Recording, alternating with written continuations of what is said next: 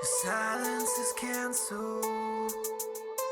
Silence is cancelled. Silence is cancelled. Silence is cancelled. Welcome to Silence is Cancelled. Today, Dr. Jackie Mack Harris and I are exploring the beautiful and often terrifying reality that our kids are not leading us tomorrow, they are up right now. There is a natural tendency to recreate our childhood through them. But the world has changed completely, and we must ask ourselves, can we appreciate the differences and still create an environment for them to lead well? Silence is canceled. Silence is canceled. I was listening to a podcast last week, and this great program that trains up these high school kids out of Atlanta to be debaters, and they go to Harvard and they do amazing work. And some of the kids just talked about their experience and how people look at them like they're not supposed to be there. And they come as themselves, right? They're intellectuals, but they're youth, they're teens, they're Black kids, and they're coming with their culture and their personalities, and then they're going in and they're debating and they're doing excellent. And it encouraged me and excited me, but it also made me a little sad that it's that type of program is such an anomaly. Like we talk about wanting our kids to do great things, and we have expectations that they'll grow up and do great things. And we say that, but then when we're with them, are we treating them like they're capable of doing great things? Are we providing them opportunities to do great things? Are we telling them that you're going to be amazing? You're so bright. You're so intelligent. You're so creative, right? Are we telling them that they're fast and good with a ball, right? Mm-hmm. And is sports the only way out? And the pandemic has taken its toll on everybody, but our youth, I think, have been expected to just kind of deal, because as adults, we really struggle as well. But they are the people who are going to be running the world. Mm-hmm. And so on the podcast, very soon. Well, on the podcast, they said they're not up next, they're up now. And that was like a gut punch. I'm like, yeah, they are up now. And if we don't train them, teach them, mentor them, coach them, guide them, then how dare we talk about them and put them down and complain about them? We can do so much better by creating opportunities for them to be successful, by creating opportunities for them to learn and grow, creating opportunities for them to succeed. There's not work programs, summer work programs like there was when I was a kid. There isn't a whole lot of focus, at least in my area, on creating something for them to do that's going to be beneficial for them in the future. When I was growing up, the something for them to do was a sport. So we do lots of sporting activities. How does that help them succeed in life if they don't become a pro player, athlete? Yeah.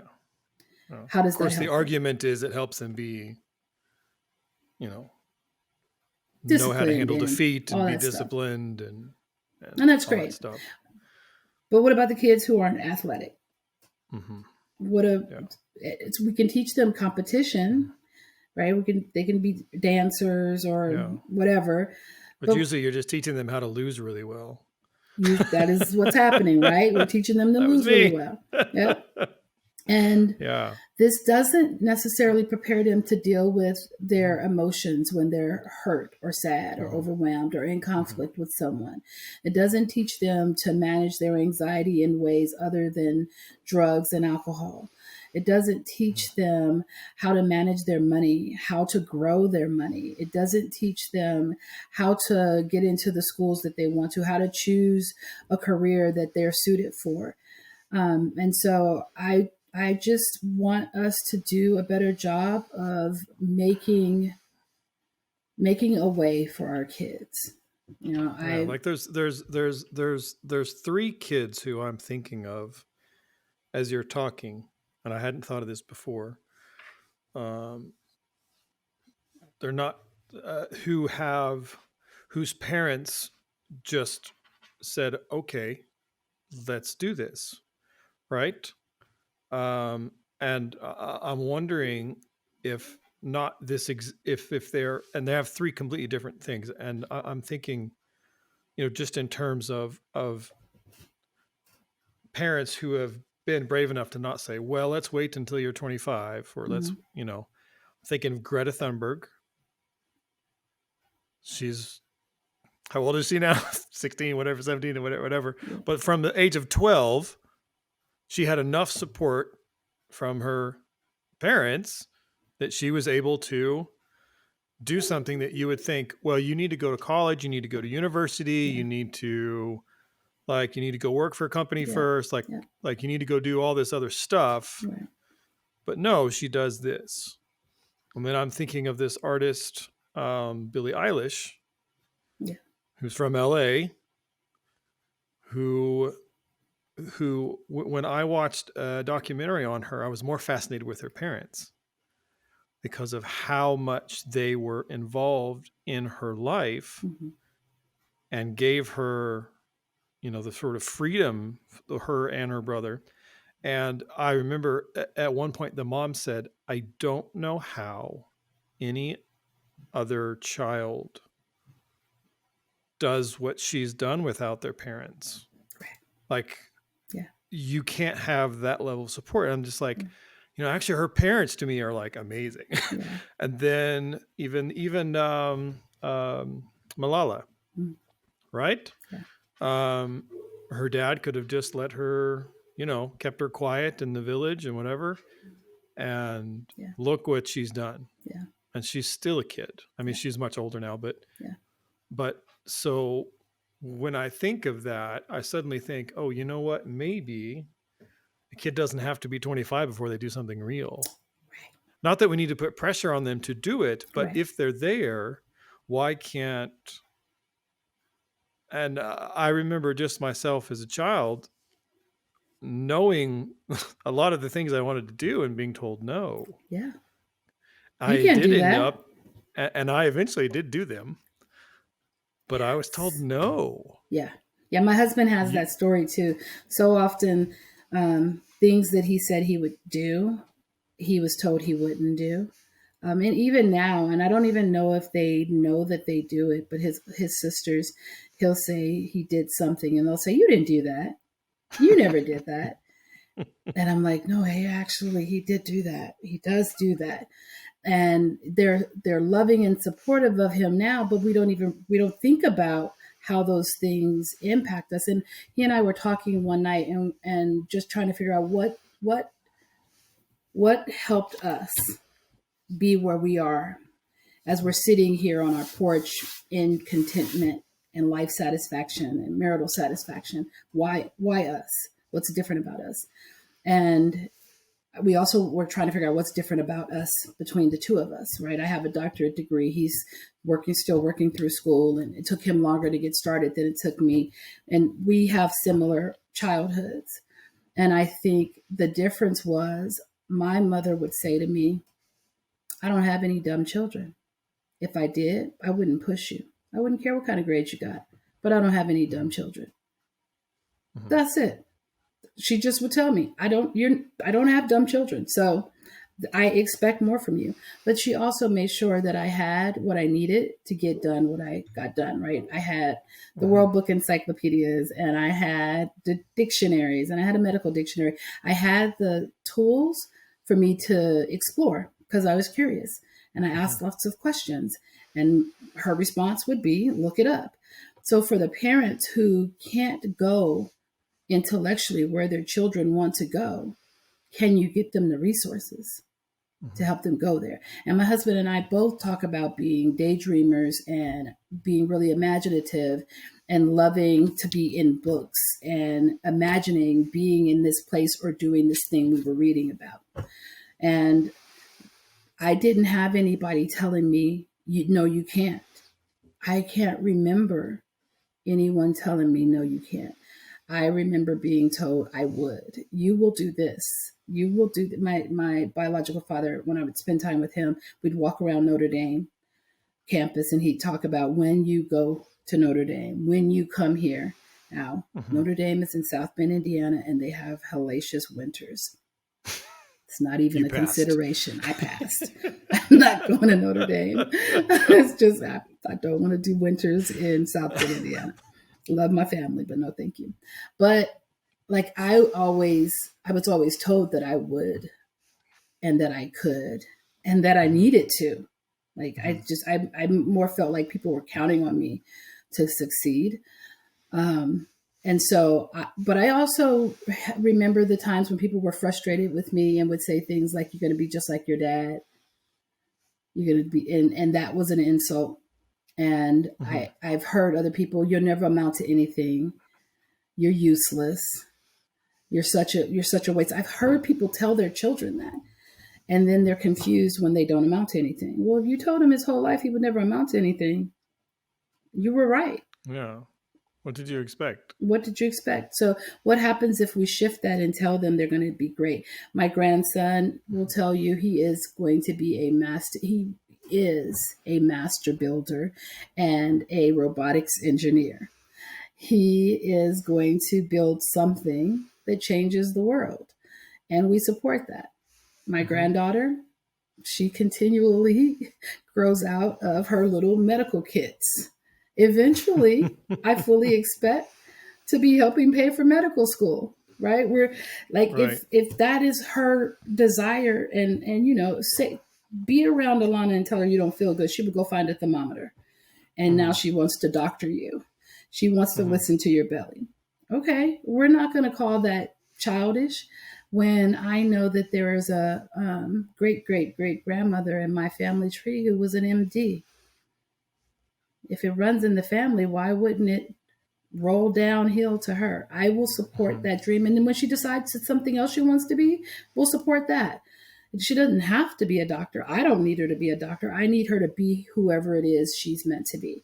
And I need her to be becoming and be confident in who she's becoming and enjoy the ride of her life and not have anybody telling her that she can't because she's Black. Not have anyone telling her she can't because she's a girl. Not have anyone judging her because of her shape or her size or the kind of hair she has and putting her in categories that keep her imprisoned or chained to what they expect for her, what they are comfortable with her being. And I think that sometimes is what happens with our kids because we can't fathom it because we didn't have that opportunity.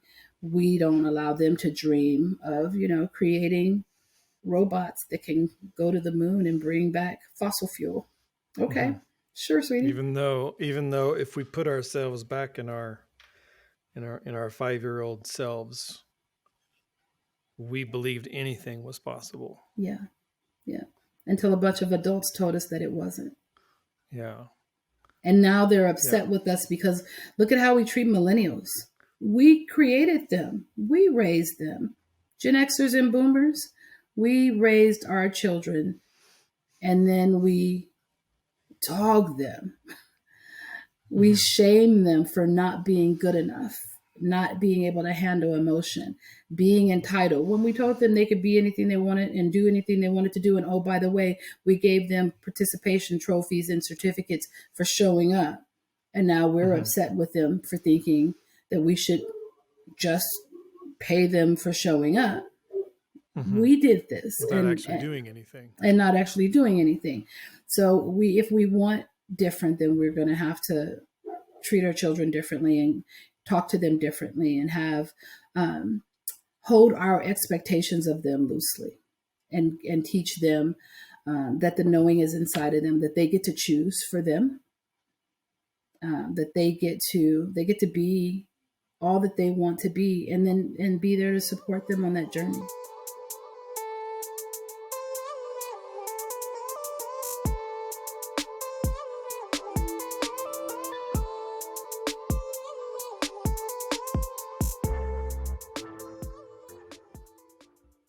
When I try to connect empathy and understanding and race and all of those things together, I always my natural default is to go back to kids and be like, this kid wants the same as every other kid. And if I put my kids and these kids and your kids and whoever's random kids in the same room, they're going to figure it out. Right. And we teach them that they shouldn't do that for whatever reason, or we stop exposing them to such scenarios where you all have, the same big dreams and the same desires, and it always brings me back to that. And so I'm always thinking of there's that scripture of faith like a child. I don't quote scripture a lot, but for me, that's what it looks like. It's that sort of, we've not convinced them of all these untrue things yet. Right. Yeah, because you used to have a creative spark. You used to be able to dream and expect things would go the way you wanted them to go. You used to be free to try something and get it wrong. Take something apart and not know what to do, break something and try to figure out how to put it back together. We used to be able to do that until we got in so much trouble, until we got told you couldn't, until we got shamed out of even making an effort. And for some people that sticks and it cripples them. And then they're, middle-aged and in therapy because their life isn't going the way that they want it. And we can trace it back to something some teacher, some pastor, some parent, some older sibling, uncle, aunt, some grown-up somebody said to them as a child. And it's discouraging. I had a teacher tell me in 10th grade in a math class, day one, you're never going to pass my class. You might as well drop it now. So I did. I've been bad at math, and I've known or thought I'm bad at math since that day. I don't remember believing that about myself before that morning. But he convinced you. She convinced me. That you're in the wrong place. You cannot pass this math class. So you didn't. Obviously. So I didn't. Well, actually, you didn't even have the chance to not pass it. Right. You just left. Yep. Yeah. She made sure that I didn't pass it. She made sure. She made sure. I left. I dropped the class. And then went to a different school the next year and had to take math because I didn't take it the year before, and got an A because I had a teacher who sat with me and helped me make sense of things that were really hard for me. What I didn't know then that I know now is I have dyscalculia. So numbers don't actually make sense in my brain the way some people are dyslexic with words. And so it's always been and may always be harder for me, but it's not something I can't do. Right. But I had to overcome that. And I had lots of help along the way of people encouraging me. And I had my mother. I don't have dumb kids. And so while I may never have felt confident with math, I always knew I was smart. I could, I can read and I can write and I can do other things. But I had someone else speaking life over me instead of condemning me and shaming me. There were some other parental things, but at least in that way, academically, she was great. Yeah. And then that, for me, that if we can spill that over into, the rest of our real life, or not real life, but our adult life, then how do we, how do we translate, or how do we keep that mindset that we have for children and have it with others as well? Because I know for myself, I still have a lot of those. Like, I have to fight that demon often, if you will.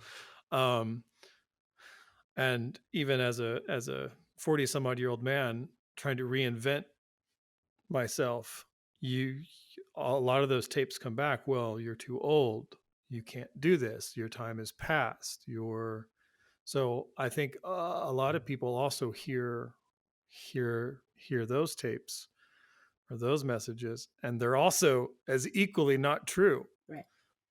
Uh, so we see what the problem is. It keeps going, right? That the curse doesn't stop. That negative self-talk, or what was negative talk coming at you from someone else, becomes negative self-talk, right? So in our adult life now, we're the voice saying, you can't do that. What are you thinking? You're too old to do that.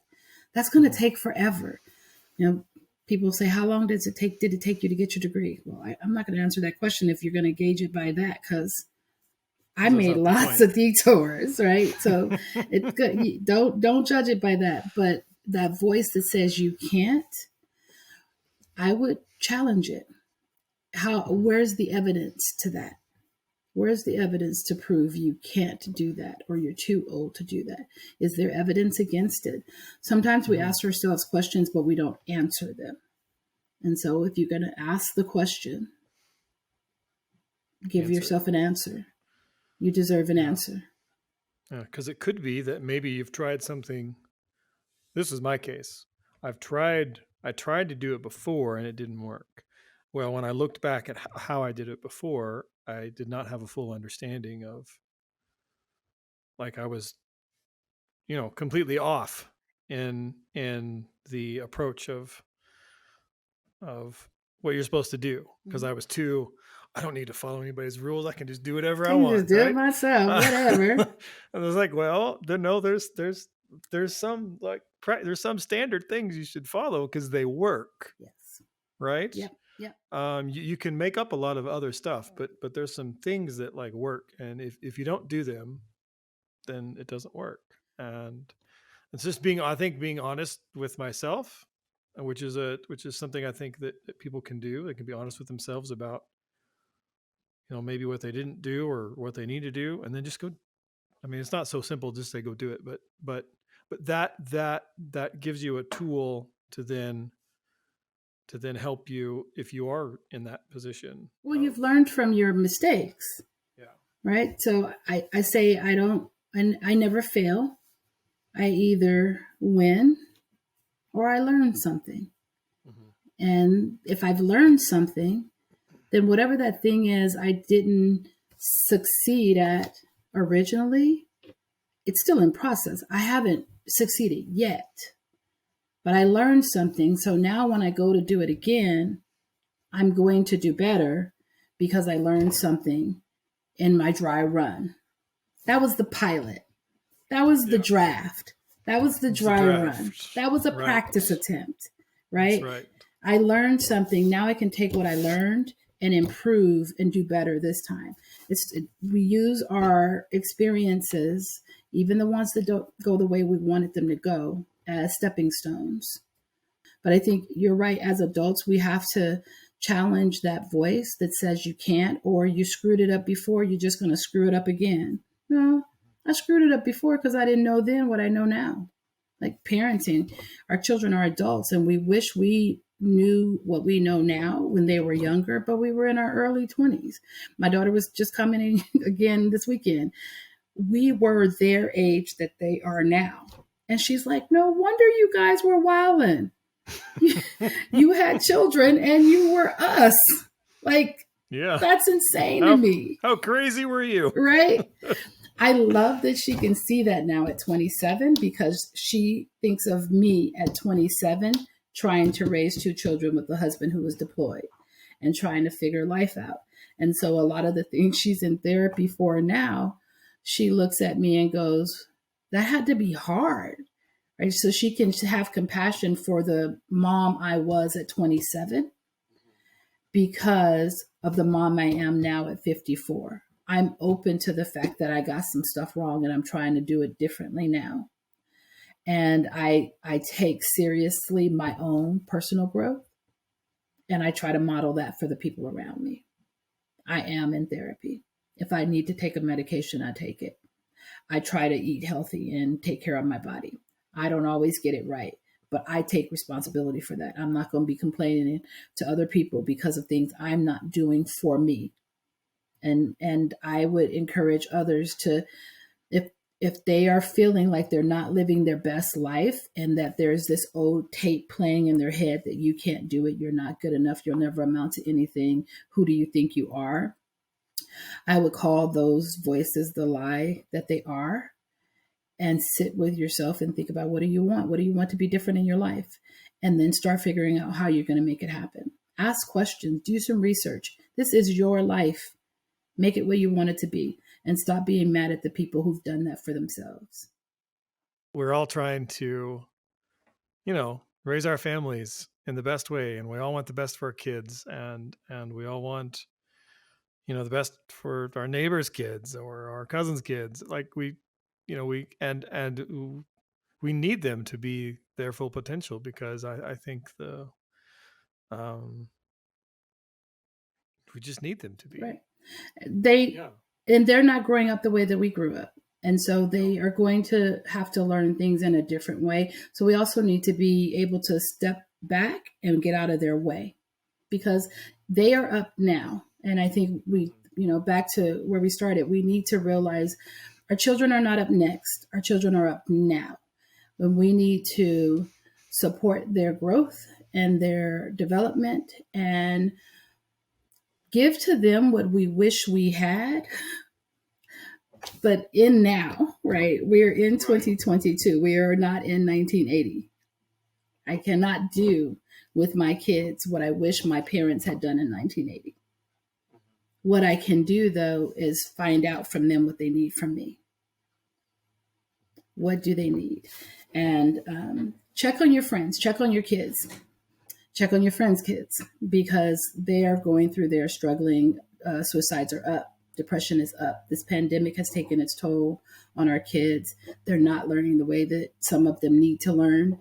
And even though many of them are back in school, some are not. And that is really hard. This is the social time of their life. They're learning how to be in a relationship and how to deal with conflict and how to communicate and how to get their needs met and how to figure out how to do things they don't know how to do and be a part of a team. All these important things that they are learning during this time has been kind of knocked off kilter. And so have some compassion and show them some grace and love on them and encourage them and create opportunities for them to become successful at the thing that matters to them. And it doesn't really have to be the thing that matters to you, because they're not living your life, they're living theirs. Thanks for listening to this episode of Silence is Canceled. To join the conversation or share your story or learn more about the work we are doing, please connect with us on Facebook or Instagram at waythrough.org. That's WAYTHRUORG, or visit us on our website at waythrough.org. You matter, your story matters. Let's all help each other find a way through. Silence is canceled. Silence is canceled.